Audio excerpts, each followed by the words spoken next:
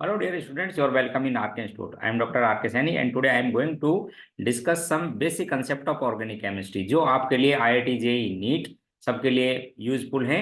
अब जैसे मैं आपको पहला इफेक्ट जिसको जीओसी कहते हैं, उसमें फर्स्ट इफेक्ट है रेजोनेंस, या इसको रेजोनेंस या मेसोमेरिक इफेक्ट भी कहते हैं। तो मैं रेजोनेंस भी एक्सप्लेन करूंगा, जिसके बेस पे आप कंपाउंडों की स्टेबिलिटी वगैरह के लिए बताते हैं कि साहब which compound is more stable.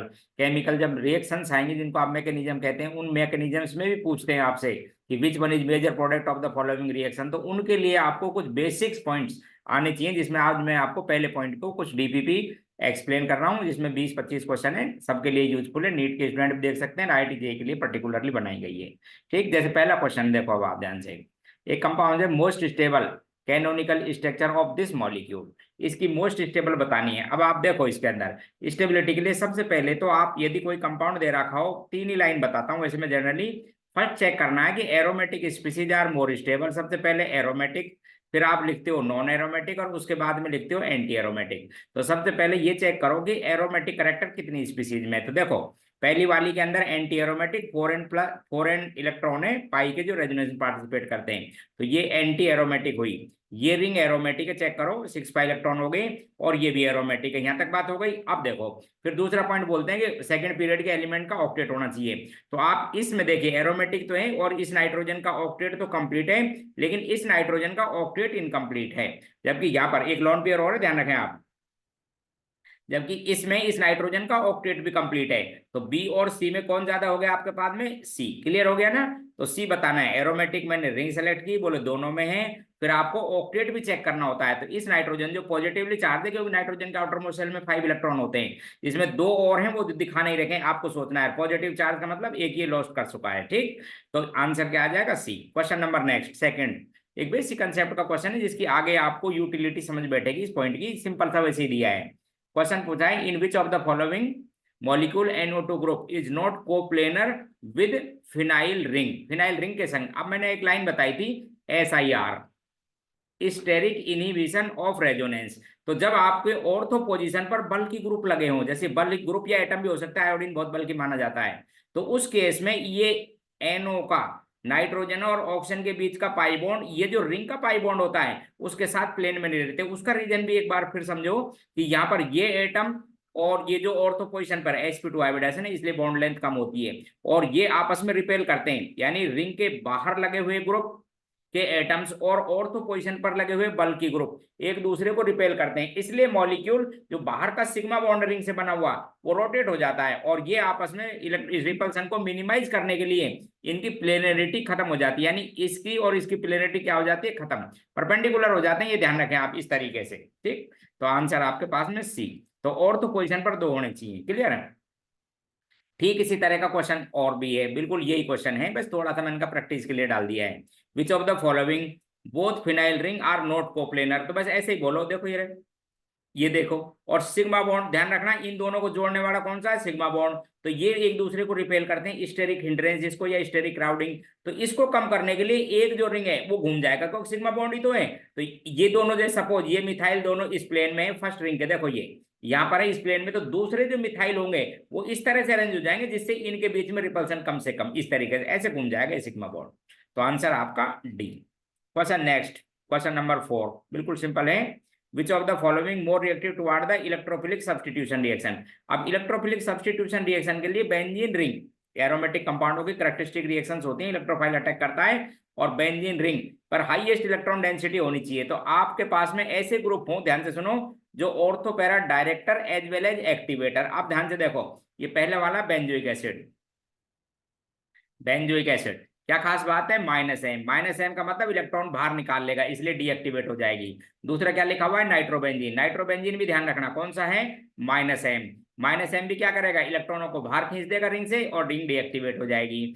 तीसरा है पेरेंट बेंजीन। बेंजीन में कोई ग्रुप नहीं लगा हुआ। अब ध्यान रखना कि इसकी पाई इलेक्ट्रॉन डेंसिटी जैसे 6 पाई इलेक्ट्रॉन तो इसी के अंदर है। ठीक है, अगला लिखा हुआ है क्लोरोबेंजीन। इसको थोड़ा समझना जरूरी है। क्लोरोबेंजीन में क्लोरीन, वैसे तो आपको पता है कि +M इफेक्ट का ग्रुप है। +M का मतलब इलेक्ट्रॉन देता है रेजोनेंस में, ठीक है, इसलिए ऑर्थो पैरा पे इलेक्ट्रॉन डेंसिटी बढ़ती है। बट इट्स -I इफेक्ट, इसका जो -I इफेक्ट है, इसका प्लस एम इफेक्ट तो लोन पेयर डोनेशन की वजह से, और माइनस आई इफेक्ट इलेक्ट्रॉन को अट्रैक्ट करने की कैपेसिटी हाई, इसलिए ये क्या कर देता है, डीएक्टिवेट। तो इनमें आंसर क्या आएगा, बेंजीन, यानी पेरेंट की रिएक्टिविटी ज्यादा रहेगी क्लोरोबेंजीन से भी toward the attack of electrophilic substitution reaction. Clear. Question number 4। आइए क्वेश्चन फिफ्थ। फिफ्थ देखो एक बार, बिल्कुल सिंपल। आपको बताना है कि these structures correct order of the stability. सबसे पहले न्यूट्रल स्पीसीज जिनका ऑक्टेट कंप्लीट हो चेक कर लो, फिर उसके बाद में चार्ज स्पीसीज हैं तो ऑक्टेट कंप्लीट चेक करो। इसमें कार्बन का ऑक्टेट भी कंप्लीट है, यानी फर्स्ट सबसे ज्यादा न्यूट्रल थी, फिर थर्ड क्योंकि कार्बन का भी ऑक्टेट कंप्लीट है, ऑक्सीजन का भी है। और इसमें ये जो पॉजिटिवली चार्ज कार्बन है, ध्यान से देखो, ध्यान से देखो, पॉजिटिवली चार्ज कार्बन है, इसका ऑक्टेट कंप्लीट नहीं है। इसलिए आप वो जो बात करते हो ना डीएनपी वाली बात, वो नहीं, आप पहले ऑक्टेट को चेक कीजिए, यदि ऑक्टेट कंप्लीट है उसके बाद करना आप, ठीक है। पॉजिटिव नेगेटिव की डिस्टेंस जो चेक करते हैं उसके बाद चेक करेंगे, ठीक है। तो पहले ऑक्टेट की बात, तो ये फर्स्ट हुआ, फिर थर्ड, और उसके बाद में सेकंड। क्लियर। रीजन की इस थर्ड में एक बार फिर आपको ये बना के दिखा देता हूं। थर्ड में सभी एटम का ऑक्टेट कंप्लीट है। देखो इधर ध्यान से, जब ये पाई बॉन्ड ऐसे डिलोकलाइज हुआ तो ये इस पे नेगेटिव चार्ज आया, यहाँ पर डबल बॉन्ड है, ऊपर पॉजिटिव चार्ज है, लेकिन एक लॉन पेयर ही बचा होता है, 6 इलेक्ट्रॉन होते हैं आउटर मोस्ट शेल में, सबका कंप्लीट, इसका भी कंप्लीट, इसलिए थर्ड मोर स्टेबल देन सेकंड 1। तो आप आंसर देंगे फर्स्ट थर्ड एंड सेकंड, ऐसा कोई first third second, C option check करो। Question number 5। Next question number 6 देखिए, ये क्वेश्चन 5 था, अब आपको क्वेश्चन नंबर 6 दिखाता हूं। बढ़िया क्वेश्चन, क्वेश्चन 6 बहुत अच्छा। आपको देखो कुछ स्ट्रक्चर बना रखे हैं, आपको बताना है among these structures which one is least stable. अब आप फिर ध्यान रखना, देखो ऑक्टेट की बात तो है ही, ठीक है, दूसरी बात रिपल्सन भी ध्यान रखना पड़ता है। अब देखिए ये न्यूट्रल सबसे ज्यादा स्टेबल हो गई, यहाँ पर सबका ऑक्टेट कंप्लीट है लेकिन चार्ज काफी दूरी पर है। देखो ये भी नेगेटिव आते हैं, ऑक्टेट कंप्लीट हो जाए, सबका ऑक्टेट कंप्लीट है बट पॉजिटिव चार्ज है हाई इलेक्ट्रोनेगेटिव एलिमेंट पर, इसलिए कम स्टेबल, यानी फर्स्ट सबसे ज्यादा स्टेबल थी, उसके बाद सेकंड थोड़ी कम हो गई, थर्ड। थर्ड के अंदर क्या खास बात है कि ये जो कार्बन है, देखो इधर ध्यान से, इस कार्बन का ऑक्टेट कंप्लीट नहीं है, तो फर्स्ट सबसे ज्यादा, फिर थोड़ी सेकंड हुई, ध्यान रखना, अभी फोर्थ को भी देखूंगा, इसमें ऑक्टेट कंप्लीट नहीं है इस थर्ड का।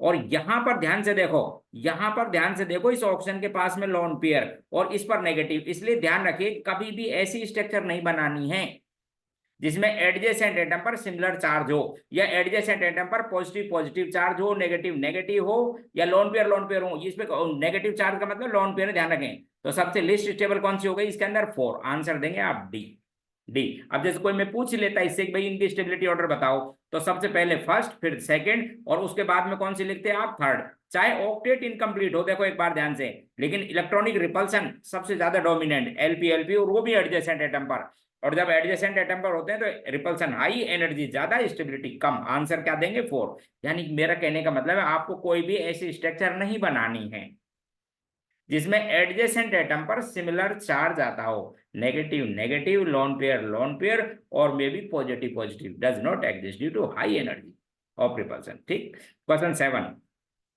मोर स्टेबल बता रखा है, देखें इसमें दिख रखा है first is more stable than second. तो अब आप ध्यान से देखो, फर्स्ट में तो डबल बॉन्ड सिंगल बॉन्ड एक दूसरे के क्या है, ऑल्टरनेट, डबल सिंगल इस तरह थे। And then first is conjugated system in which resonance is there, और रेजोनेंस में आपको पता है कि रेजोनेंस एनर्जी की वजह से स्टेबिलिटी बढ़ती है, तो आप बोलेंगे there is resonance in first but not in second. बस आंसर यही था, और कोई नहीं इसके अंदर, चेक कर लेना। क्वेश्चन नंबर नेक्स्ट 8 को दिखाता हूं, simple. In phenol which of the following structure is most stable. तो आपको कुछ नहीं करना है, देखो एक बार, यदि न्यूट्रल है तो सबसे पहले उसको टिक लगा देना है, बाद में बात सोचनी है, ऑक्टेट कंप्लीट है, ठीक है, एरोमेटिक करेक्टर है, एरो, बहुत सी बात, एरोमेटिक करेक्टर रिंग में, दूसरी बात ऑक्टेट कंप्लीट है, न्यूट्रल स्पीसीज है, तो और कुछ सोचो ही मत, और हम क्या जाना है। ठीक। अगला 3 लिख रखा है among the canonical structure three, ठीक है, which would be their relative contribution in hybrid. आप ध्यान रखना, हाइब्रिड कहते हैं आप एक्चुअल मॉलिक्यूल को, जो मोर स्टेबल होती है उसका कंट्रीब्यूशन भी ज्यादा होता है, और हाइब्रिड मेनली उसके जैसा ही दिखाई देता है या उसके जैसा ही होता है। तो इसका मतलब आपको स्टेबिलिटी चेक करनी है। फिर देखो फर्स्ट ऑक्टेट कंप्लीट और neutral, resonance is also there, resonance also there, देखो कितना रेजोनेंस आपको बताता हूं, डबल डबल सिंगल और लॉन पेयर डबल, ठीक है। अच्छा इस सेकंड की बात करते हैं, इस कार्बन का ऑक्टेट कंप्लीट नहीं है, ध्यान से देखो, यहां पर बात करते हैं तो यहां पर सभी स्पीसीज का फिर वापस ऑक्टेट कंप्लीट है, रेजोनेंस भी है, डबल सिंगल डबल, इसलिए फर्स्ट चाहे पॉजिटिव चार्ज हो ऑक्सीजन पर, लेकिन क्या खास बात है कि इस कार्बन का तो ऑक्टेट कंप्लीट नहीं, only 6 electron are there, in their outermost shell, but in this structure all ये नेगेटिव चार्ज पे लोन पेयर होता है, इसलिए ऑक्टेट कंप्लीट। तो फर्स्ट थर्ड एंड सेकंड ऐसा कोई देखो, first third and second, C option. Question number 10, कितना अच्छा क्वेश्चन लिखा, देखिए क्वेश्चन 10 ध्यान से। ये बतानी इसकी सबसे मोस्ट स्टेबल स्ट्रक्चर कौन सी है। तो सबसे पहले आपको फिर एक बार वापस समझा देता हूं, स्टेबिलिटी चेक करने के लिए आपको न्यूट्रल एरोमेटिक स्ट्रक्चर होनी चाहिए, न्यूट्रलिटी न्यूट्रल होनी चाहिए, या चार्ज बहुत कम होना चाहिए। अब आप देखो एक बार ध्यान से, पहली बात, इसके अंदर कार्बन पर पॉजिटिव चार्ज है तो ऑक्टेट कंप्लीट नहीं है, यहाँ पर भी पॉजिटिव चार्ज है इसलिए ऑक्टेट कंप्लीट नहीं है। एक तो यहीं पर बात करी, इन दोनों में सपोज आ रहा था, ठीक है। यहाँ पर मैं बोल रहा हूँ सबका ऑक्टेट कंप्लीट है, देखो एक बार ध्यान से, नेगेटिव चार्ज का मतलब लॉन पेयर सबका ऑक्टेट कंप्लीट, यहाँ भी ऑक्टेट कंप्लीट, चेक कर लो। इसमें भी सभी एटम का ऑक्टेट कंप्लीट है, ध्यान से देखिए। नाइट्रोजन जब चौथा बॉन्ड बना लेता है ना तो इलेक्ट्रॉन पेयर डोनेट करता है, और ऑक्सीजन के न्यूट्रल होने पर, दो बॉन्ड बनने पर ऑक्टेट कंप्लीट होता है, आउटरमोस्ट शेल में 6 इलेक्ट्रॉन होते हैं। तो थर्ड और फोर्थ में सबका ऑक्टेट कंप्लीट है। अब ध्यान से, अब उसको आप लगा दो पॉजिटिव नेगेटिव चार्ज को, ठीक है ना, पॉजिटिव नेगेटिव चार्ज। अब देखिए ध्यान से, यहां से यहां पर टोटल सेपरेशन चार्ज का हुआ है 4 टाइम्स, और यहां पर चार्ज का सेपरेशन कितना है, ओनली 2 टाइम्स। तो ये भी ध्यान रखने की बात है भाई, पॉजिटिव चार्ज तो नाइट्रोजन पर यहाँ पर भी है, यहाँ पर भी है, लेकिन एक पे ही है, यहाँ पे 2 में है। ध्यान से देखें, नेगेटिव चार्ज यहाँ पे 2 है, तो चार्ज का सेपरेशन कम से कम होना चाहिए। यानी जो आप कहते रहते हो ना, neutral species are more stable, तो यदि चार्ज है तो फिर सबसे कम चेक करो, न्यूट्रल होता बहुत ही अच्छा। और बोले साहब न्यूट्रल है ही नहीं तो मिनिमम चार्ज चेक कीजिए, minimum separation of the formal charge या सेपरेशन ऑफ द चार्ज, ठीक। क्वेश्चन नंबर 11, इसमें भी पूछा है लिस्ट स्टेबल। अब ये सब कौन सी किसकी एप्लीकेशन है, रेजोनेंस की, ठीक है।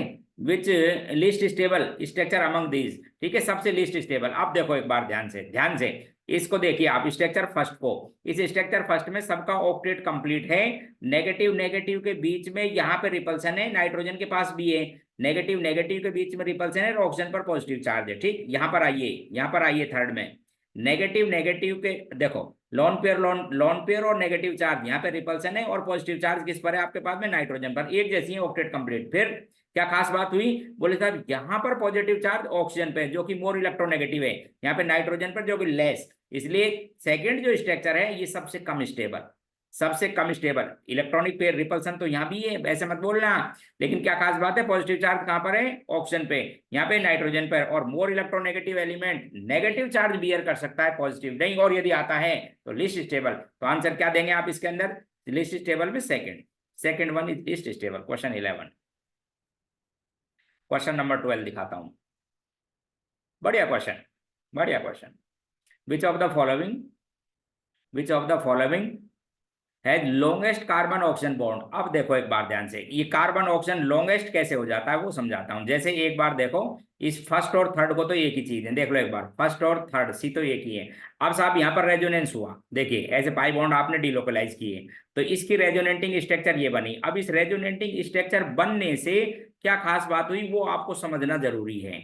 ए लो, ये इसकी रेजोनेटिंग स्ट्रक्चर बनी, ऑक्सीजन पे ये जो चार्ज था, रुको, यहाँ पर नेगेटिव चार्ज आएगा इस O पे, और इन दोनों के बीच में आप डबल बॉन्ड बना दोगे, यहाँ पर पॉजिटिव और यहाँ पर नेगेटिव। तो मेरा कहने का मतलब है कि इस रेजोनेंस होने की वजह से जो आपको ये डबल बॉन्ड दिखाई दे रहा था, जो ये डबल बॉन्ड दिखाई दे रहा था, किस में कन्वर्ट होने लग गया, सिंगल बॉन्ड में। और सिंगल बॉन्ड होने से बॉन्ड लेंथ बढ़ जाती है। इस फर्स्ट और थर्ड में एक ही रेजोनेटिंग स्ट्रक्चर बनेगी, ये करेक्टर आएंगे। अब मैं आपको बी दिखाता हूं, ऑप्शन बी देखो। अब आप इसमें कितने टाइम्स आएंगे आपके पास में, देखना कितनी बार सिंगल बॉन्ड करेक्टर आएंगे। पहले ये डीलोकलाइज किया, इसको किया, एक स्ट्रक्चर बनी, तो साहब डबल बॉन्ड एक्चुअल में, एक्चुअल डबल नहीं है, सिंगल बॉन्ड के करेक्टर आए, ठीक है। उसके जैसे यहाँ पर आएगा पॉजिटिव चार्ज, यहाँ पे नेगेटिव, तो यहाँ दोनों के बीच में डबल बॉन्ड बना दोगे, और यहाँ पर पॉजिटिव, यहाँ कुछ किया नहीं। अगली और बनेगी एक क्या बनेगी, फिर डीलोकलाइज करोगे तो एक और स्ट्रक्चर बनी। तो कुल मिलाकर बात है कि इतनी जो ये स्ट्रक्चर बन रही है, इनमें आपको देखो यहाँ पर नेगेटिव, ये पॉजिटिव, यहाँ पर डबल बॉन्ड बनाना, और यहाँ पर चार्ज मार्क कर देना पॉजिटिव। तो आप बोलेंगे कि साहब इस ये जो बी ऑप्शन है, इस बी ऑप्शन में ये जो कार्बन ऑक्सीजन के बीच में बॉन्ड है वो सिंगल बॉन्ड के करेक्टर ज्यादा हैं in comparison to first and third, और डी में हमेशा ये सेकेंड, ये पूरी तरह से, क्योंकि कोई रेजोनेंस नहीं। तो सबसे लॉन्गेस्ट जो ये बॉन्ड है कार्बन ऑक्सीजन का, क्या आंसर आएगा, बी। ए और सी में बराबर रहेंगे, और जो डी है उसमें सबसे छोटा रहेगा क्योंकि प्योर डबल बॉन्ड है, नो रेजोनेंस। तो यदि ये बॉन्ड में पार्टिसिपेट करने लग गया CO, तो आपको पता है डबल बॉन्ड की जगह किसके करेक्टर आएंगे, सिंगल बॉन्ड के, और सिंगल बॉन्ड बड़ा होता है बजाय डबल से, क्योंकि डबल में पास होते हैं बॉन्ड। ठीक, तो क्वेश्चन 12 था, बढ़िया क्वेश्चन था। क्वेश्चन नंबर 13, क्वेश्चन 13,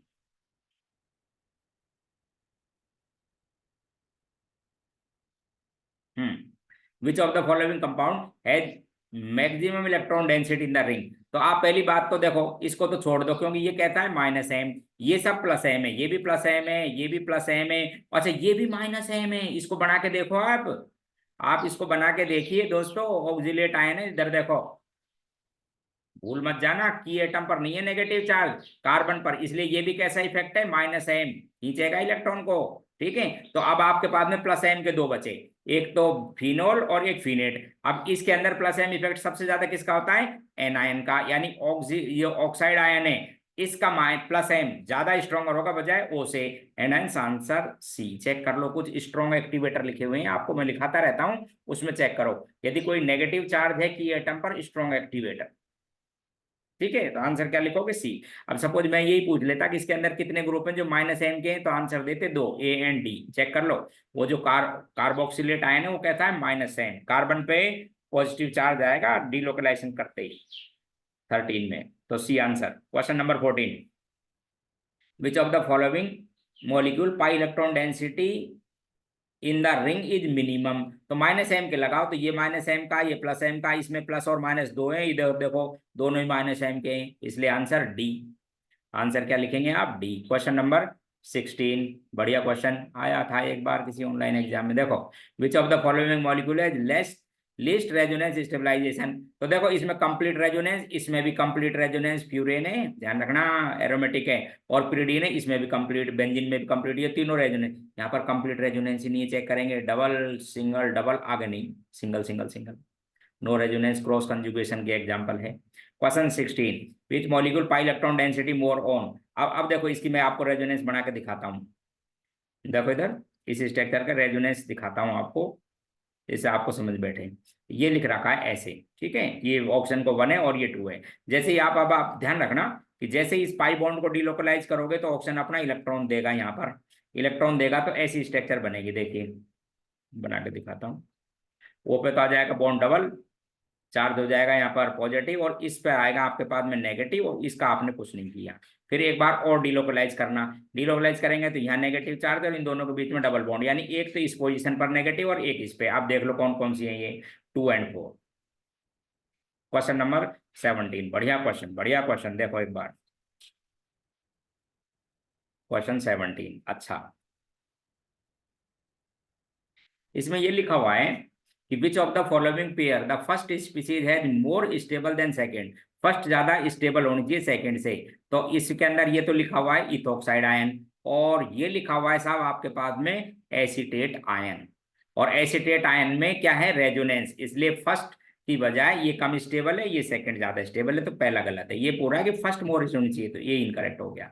दूसरे को फिर देखो, दूसरे में बढ़िया क्वेश्चन, बढ़िया, देखो इधर मैं दिखाता हूं आपको, CH3 C double bond O, और यहाँ पर लगा है CH, उस पर नेगेटिव चार्ज है, फिर लगा हुआ है CH2 और C डबल बॉन्ड O और H। तो ये जो नेगेटिव चार्ज है इसके साथ रेजोनेंस में जाएगा, आगे नहीं, समझ गए, यानी कंजुगेशन केवल ये double single double lone pair को बोलोगे। ठीक है, अच्छा इसमें देखो इसका और जो लिखा हुआ है, इसके अंदर क्या खास बात है कि यहाँ पर जो नेगेटिव चार्ज है वो इसमें भी इन्वॉल्व हो सकता है। देखो ये क्रॉस कंजुगेशन है लेकिन इसकी प्रोबेबिलिटी ज्यादा, इसमें ओनली सिंगल प्रोबेबिलिटी, देखो इसके अंदर 2 प्रोबेबिलिटी, इसके साथ भी इसके संग भी, and second one is more stable, तो फर्स्ट नहीं थी इसमें भी। आगे देखो इसमें फिर वापस ठीक वही लाइन है, ये रेजोनेंस में पार्ट, ये नेगेटिव चार्ज रेजोनेंस में पार्टिसिपेट नहीं करेगा क्योंकि बीच में कार्बन आ रहा है सिंगल बॉन्ड से। ठीक है, अच्छा ये नेगेटिव चार्ज पार्टिसिपेट करेगा रेजोनेंस में, and second one is more stable then first, तो ये भी नहीं। अब अगली पर आओ, अब फिर देखो इसके अंदर केवल यही रेजोनेंस पॉसिबल है ओनली, इसके अंदर ये तो है, और बोले इधर से भी है, एंड चाहे क्रॉस कंजुगेशन हो उससे मतलब नहीं है, क्रॉस कंजुगेशन और सेम में बराबर पाई बॉन्ड चेक किए जाते हैं। तो आप बोलेंगे कि इस डी ऑप्शन में first more stable than second से, because more conjugation system, more conjugated system in D option, in first than second. Clear, तो आंसर डी देंगे। Question number 18, among these compound the correct order of the resonance energy. अब आप देखो एक बार resonance बना के दिखाते हैं। जितना ज्यादा डोमिनेंट रेजोनेंस होगा, जितना इफेक्टिव रेजोनेंस होगा, उसमें रेजोनेंस एनर्जी भी ज्यादा होती है। जैसे पहले में ये रेजोनेंसिंग स्ट्रक्चर बनेगी, देखो इस पाई बॉन्ड को घुमा देना है आप, तो ऐसे ही और ऐसे बनेगा था। अब इस ऊपर आ जाएगा नेगेटिव चार्ज, यहाँ दोनों के बीच में डबल बॉन्ड और ऊपर पॉजिटिव चार्ज, ठीक, वो पे पॉजिटिव चार्ज। अब बात करते हैं एसीटेट आयन की।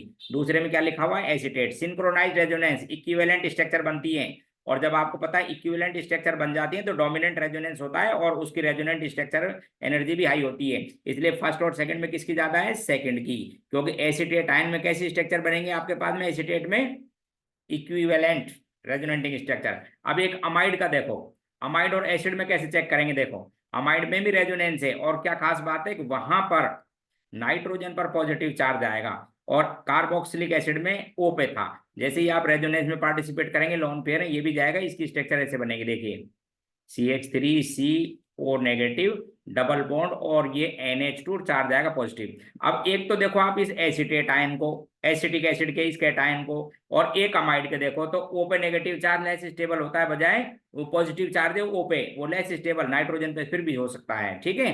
तो इसका मतलब सबसे ज्यादा रेजोनेंस एनर्जी किसकी थी, सेकंड की, जो मोर स्टेबल है। उसके बाद थर्ड की, और उसके बाद फर्स्ट की, तो second third first, C option.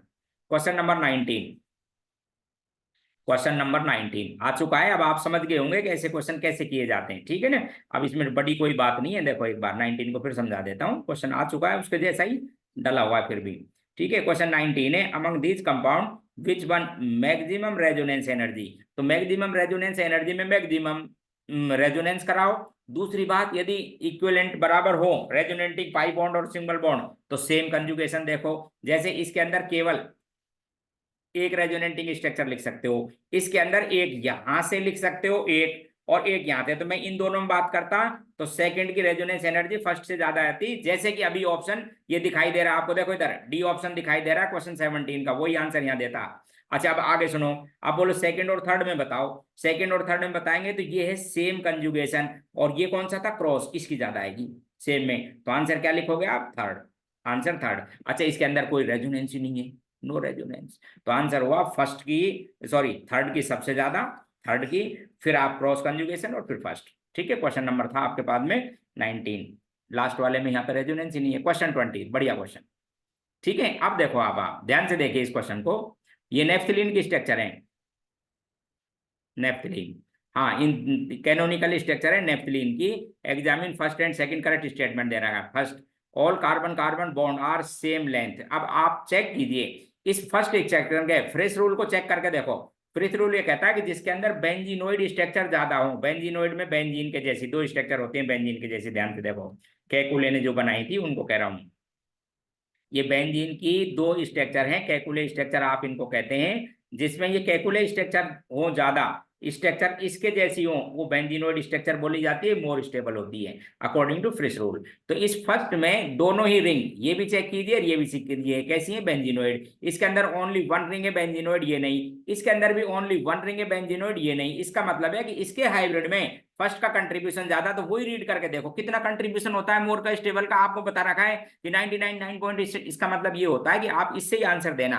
तो ये कहता है कि यदि नेफ्थलीन इसके जैसी ही है तो 1 और 2 का डबल बॉन्ड है और 2 और 3 पे सिंगल बॉन्ड है, तो फर्स्ट स्टेटमेंट तो गलत हो गया। Second, 1 2 carbon bond it's short, बिल्कुल, देन 2 3, क्यों, क्या करेक्टर है 2 3 में, सिंगल बॉन्ड के, यहाँ पर डबल बॉन्ड के, यही आंसर आया, B option only. Question number 21, अब कुछ इंटीजर आते हैं आपके, ठीक है, तो उसमें सिंगल आपको 0 से और 9 तक लिखने हैं। पहला क्वेश्चन ये आया हुआ है जेई में, अमंग द फॉलोइंग एरोमेटिक, तो आप एरोमेटिक के लिए देखो ध्यान से, सबसे पहले यही था साइक्लो ऑक्टाटेट्राइन, ये प्लेनर नहीं है, आपको बता देता हूं, एरोमेटिक कंपाउंडों के लिए प्लेनर होना जरूरी है। इसकी क्या खास बात होती है कि ये एक नॉन प्लेनर कंपाउंड है, NH नॉन एरोमेटिक, टप शेप स्ट्रक्चर होती है, जैसे पानी स्टोर करने का होता है ना टप, उसके जैसी टप शेप स्ट्रक्चर है NH, प्लेनर नहीं है, तो न तो एरोमेटिक हो सकता है न एंटी एरोमेटिक, तो क्या बोलेंगे आप इसको, नॉन एरोमेटिक। इसके अंदर 4n पाई इलेक्ट्रॉन है, इसलिए एंटी एरोमेटिक स्पीसीज है।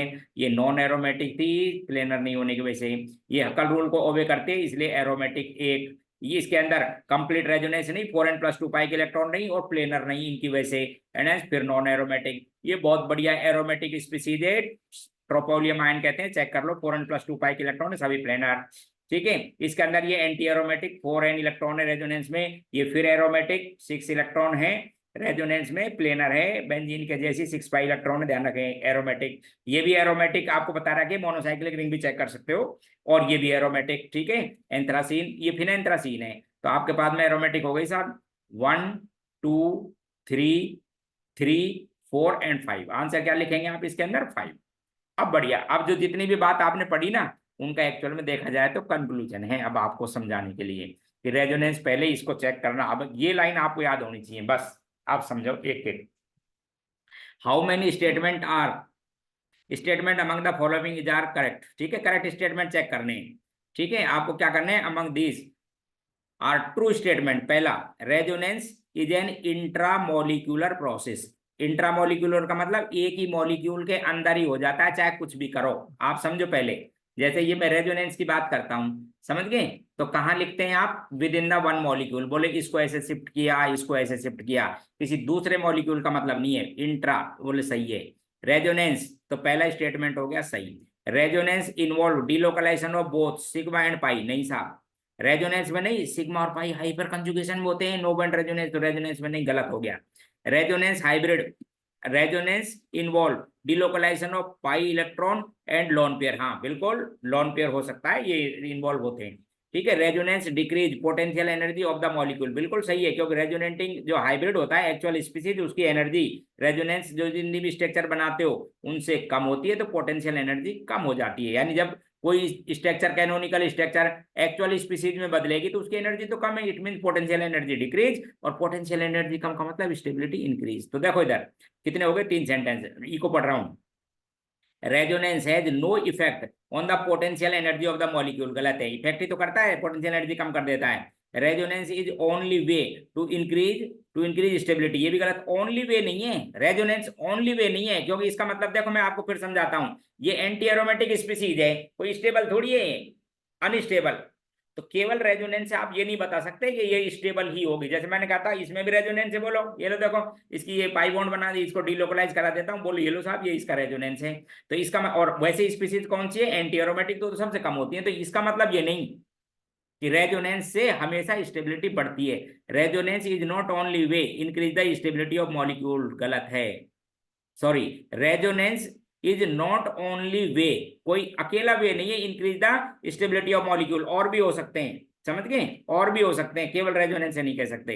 एनी रेजोनेंट, देखो, any resonating molecule is always more stable then non resonating molecule. गलत है ये भी, मैं ये कहता हूं, इसकी बात करता हूं आपसे, एनी का मतलब मैं तो इसी की बात करूंगा लो, और एक इसकी बात करूंगा, इसमें भी रेजोनेंस, इसमें भी। ये क्या कहता है कि रेजोनेंस इज, नेक्स्ट बताता है, any resonating molecule is always more stable. लो मैं इसकी कंपेयर कराता हूं, मैं कहता हूं भाई बताओ स्टेबिलिटी, तो आप इसको बोलोगे इस रेजोनेंस इसमें भी, इसलिए गलत है, गलत सेंटेंस है।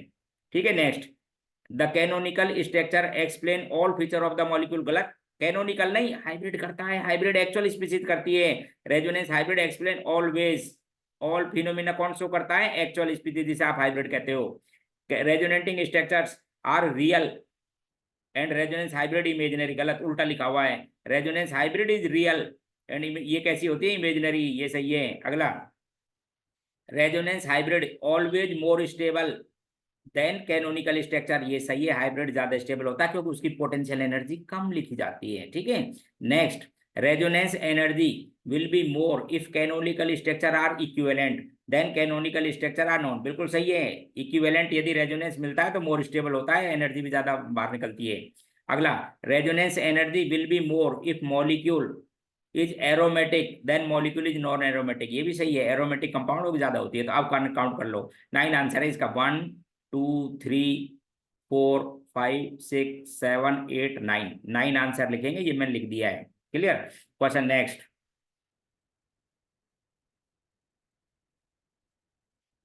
क्वेश्चन 26 23 भी ऐसा ही है, बेसिक कंसेप्ट है। देखो क्वेश्चन पढ़ो, how many statement are correct for the canonical structure will be more stable if. पहला, if it has more number of pi bond than less number of pi bond. सही है, क्योंकि जितने आपको पता है ना पाई बॉन्ड होते हैं उतना रेजोनेंस तो होना ही चाहिए, तो उतना कंजुगेशन होता है, इसलिए एनर्जी भी ज्यादा आती है। ठीक है, octet of all atom is complete if octet बिल्कुल सही है, नहीं कंप्लीट हो तो कंप्लीट वाले में ज्यादा है। अच्छा, it involve cyclic delocalization of 4n+2 pi electron, Huckel rule. Than the involvement of acyclic, बिना साइकिल वाली के डीलोकलाइजेशन, तो ये भी सही है, हक्कल रूल को भी होना चाहिए, तो रिंग होनी चाहिए प्लेनर साइक्लिक, ठीक है। दूसरा, it involve cyclic delocalization of 4 pi electron, than it involve acyclic, ये गलत हो गया, ध्यान से देखो, ये मैंने बताया था अभी आपको, इस बात को देखिए, ये गलत, ये गलत। कौन ज्यादा स्टेबल है इसमें, तो इसमें लिख रखा है ना, it involve cyclic delocalisation of 4 pi electron, पहले में भी है दूसरे में भी, कौन ज्यादा स्टेबल है, second one, because non aromatic species are more stable than anti, गलत है ये सेंटेंस, ठीक है। Next, positive charge on more electronegative atom, गलत है। अगला, negative charge on more electronegative atom than less, बिल्कुल सही है। और aromatic character in resonance structure आते हैं तो मोर स्टेबल हो जाती है, सही है, तो इनको काउंट कर लो, 1 2 3, 1 2 3, ये तीनों सही, और ये नेगेटिव चार्ज वाली स्पीसीज सही, ये और लास्ट वाली, तो आंसर क्या लिखेंगे आप इसका 5। क्वेश्चन नेक्स्ट, क्वेश्चन 24,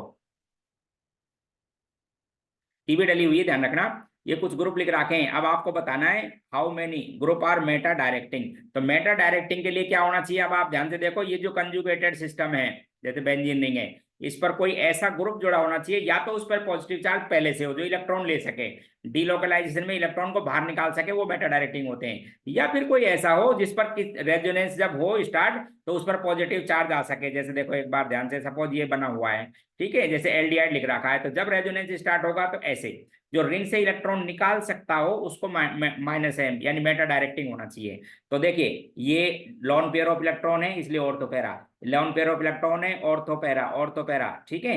ये साइनाइड को देखो, सबसे पहले तो साइनाइड, साइनाइड सी पर क्या चार्ज आएगा डीलोकलाइजेशन के टाइम पर, पॉजिटिव, लोन पेयर है नहीं, देखिए आप, ये सब आपके पास में साइनाइड, ये लो, ठीक है, डीलोकलाइजेशन के टाइम पे कैसा चार्ज आएगा, पॉजिटिव, इसलिए इलेक्ट्रॉन लेगा, साइनाइड, एक हुआ साइनाइड। ये अमीन में भी नाइट्रोजन पर इलेक्ट्रॉन पेयर हैं, फिर कीटोन, कीटोन भी बिल्कुल पॉजिटिव चार्ज, लगा के दिखा देता हूं, देखो COCH3, ऐसे डीलोकलाइजेशन होगा, दूसरा हो गया कीटोन, फिर नाइट्रोजन पर लोन पेयर है, अमाइड में नहीं होगा, फिर वापस CONH में होगा, ठीक है, फिर लोन पेयर, देखो इधर ध्यान से, की एटम देखा करो जो रिंग से जुड़ रहा है, ये वाला, ये भी हो जाएगा मेटा डायरेक्टिंग CO, फिर एल्डिहाइड, बिल्कुल ये रहा एल्डिहाइड, देखो अब आप चेक करते जाओ, एल्डिहाइड, फिर एसिड, ये होगा बिल्कुल, की एटम चेक करते जाओ, एल्डिहाइड भी हो गया, एसिड भी हो गया, एसिड हेलाइड भी हो गया, चेक करते जाइए, ये रहे ना एसिड हेलाइड, फिर SO3H चेक करो, ये लो साहब, ये SO3 सल्फर की 6 होती है, वैलेंसी SO3H, फिर देखिए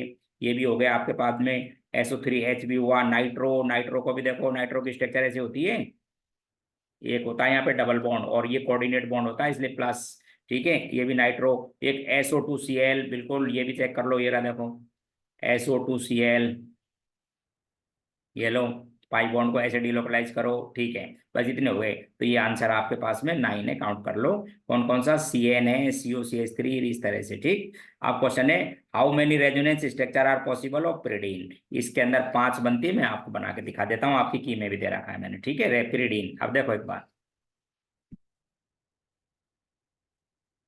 पिरिडीन किसको कहते हैं, पहली बात तो नाइट्रोजन लगी होती है, हेटेरोसाइक्लिक कंपाउंड है, जब आप रेजोनेंस कराओगे, मैं आपको बता देता हूं, तो नाइट्रोजन का लोन पेयर रेजोनेंस में पार्टिसिपेट नहीं करेगा मैक्सिमम, ये 3 बॉन्ड, 3 क्या 4 बॉन्ड बना सकता है बनाने को, लेकिन पॉजिटिव चार्ज आएगा तो 6 पाई से ही हो जाएगा, इसमें पॉजिटिव मत लाओ, तो जैसे आपने इसके पाई बॉन्ड को ऐसे डिलोकलाइज किया, एक बार देखो, जैसे इस तरह से डिलोकलाइज करेंगे तो इस यहाँ पर कौन सा चार्ज आ जाएगा, पॉजिटिव, और ये लोन पेयर नहीं दे सकता, बस ये समझना आपको जरूरी है। बोले साहब क्यों नहीं दे सकता, क्योंकि इसने यहाँ पर लोन पेयर दिया तो इसकी वैलेंसी पता है कितनी हो जाएंगी, अच्छा, ये जब लोन पेयर देगा तो इस पर स्ट्रक्चर बनेगी, ये देखो एक बार, इसने सपोज ये लोन पेयर दे दिया तो स्ट्रक्चर बनी आपके पास में, ये स्ट्रक्चर स्टेबल नहीं है, उसका रीजन एक बार फिर समझा देता हूं, क्योंकि sp हाइब्रिडाइजेशन में, ध्यान से देखो, sp हाइब्रिडाइजेशन में बेंट नहीं हो सकती मॉलिक्यूल, इसके अंदर तो बॉन्ड एंगल कितने होते हैं 120 के आसपास, और ये कितनी होती है 180 डिग्री, ये पॉसिबल नहीं, इसलिए इसके लोन पेयर को इन्वॉल्व नहीं करेंगे, तो फिर कैसे आएगा वो देखो स्ट्रक्चर,